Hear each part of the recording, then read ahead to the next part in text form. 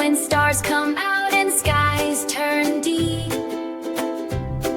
it's time for hearts to softly keep the love of God, both big and small, to share with others, one and all. Be kind to friends, both near and far. God sees your heart just where you are. A smile, a hurt, a hug, a gentle word can spread His love through all the world. Your God loves hearts that shine, not stun. Show tenderness, that's all, not stun. The quiet ones who help, not stun. Show tenderness, that shine, not there. When someone stumbles, who help with care. One crisp morning, as the sun began to paint the sky with hues of gold and rose, Jesus ascended a gentle mountain overlooking the Sea of Galilee. He sought a quiet place to teach, and a crowd, eager to hear His wisdom, followed Him. Among them was Samuel, a thoughtful boy of 14, who always listened intently to Jesus' words. He found a spot close enough to hear every lesson, his heart open to understanding. Jesus sat down, and as His disciples gathered around Him, He began to speak. His voice was calm and clear, carrying across the hillside, reaching every ear. "Blessed are the poor in spirit, for theirs is the kingdom of heaven," Jesus began. Samuel pondered these words, wondering what it meant to be poor in spirit. Jesus continued, explaining that it meant acknowledging one's need for God, not relying solely on worldly possessions or pride. It was about humility. "Blessed are those who mourn, for they will be comforted."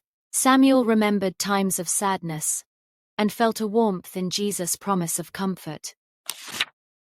Jesus taught that true comfort comes from God, even in sorrow, and that grieving can lead to a deeper understanding of life and compassion for others. "Blessed are the meek, for they will inherit the earth." Samuel thought of the quiet strength in gentleness, realizing it was not weakness, but a powerful virtue. Jesus explained that the meek are those who control their power and strength, using it for good rather than for dominance. They are patient and kind. "Blessed are those who hunger and thirst for righteousness, for they will be filled." Samuel understood this as a deep desire for what is right and just in the world. Jesus assured them that those who seek justice and goodness with all their heart will find their spiritual needs met, experiencing profound satisfaction. "Blessed are the merciful, for they will be shown mercy." This resonated deeply with Samuel. He knew how good it felt to be forgiven and to forgive. Jesus taught that by extending compassion and forgiveness to others, we open ourselves to receiving the same grace from both God and our fellow human beings. "Blessed are the pure in heart, for they will see God."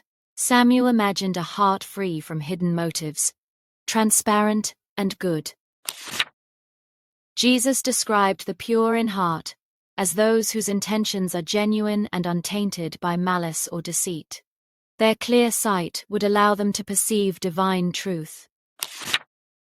"Blessed are the peacemakers, for they will be called children of God." Samuel loved peace and always tried to help his friends resolve their quarrels.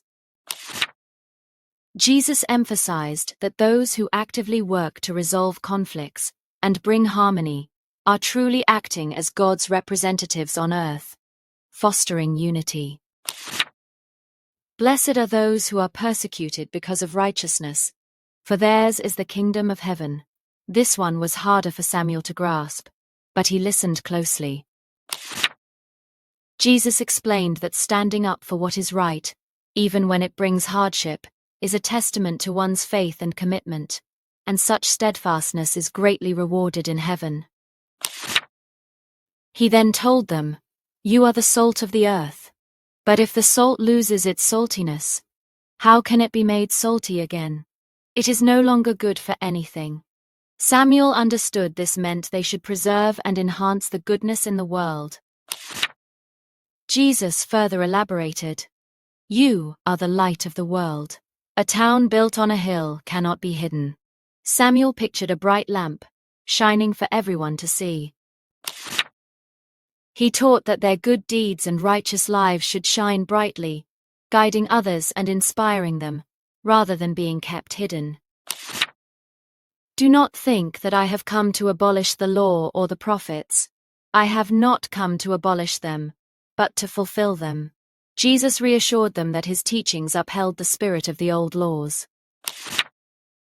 Samuel learned that Jesus was not replacing the ancient wisdom, but deepening its meaning, calling them to an even higher standard of love and compassion.